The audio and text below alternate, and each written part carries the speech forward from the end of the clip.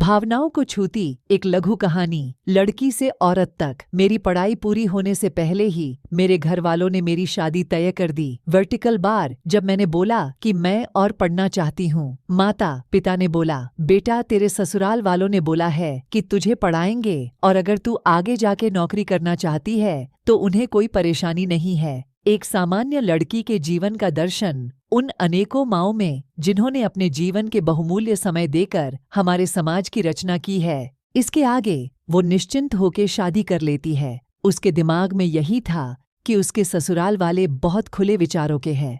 हर माता पिता का यही सपना होता है कि उनकी बेटी अच्छे घर में जाए जहां उसे किसी चीज की कमी ना हो। शादी के बाद अब वही लड़की जो शादी के पहले चुलबुली, बेफिक्र और मनमौजी से रहती थी, शादी के बाद एक संस्कारी बहू बन गई। अब उस सारे फैसले उसके नहीं रहे। किससे मिलना है, क्या पहनना है, सब बहुत सोच समझकर और ससुराल वालों की पसंद से करना पड़ता है। उसकी उम्र से ज्यादा उसके सर पे जिम्मेदारियां आ गई।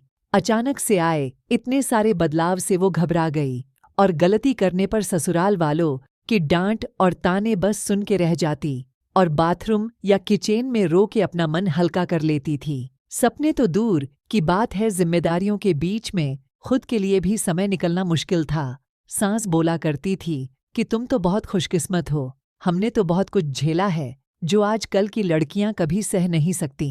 लड़की के लिए इस नए माहौल में खुद को ढालना आसान नहीं था, पर वक्त के साथ सीख रही थी। एक दिन उसने अपने पति से बोला कि वो नौकरी करना चाहती है। पति ने बोला, क्या हुआ, किसी चीज की कमी है क्या? उसने बोला, नहीं तो। पति ने बोला, फिर क्यों?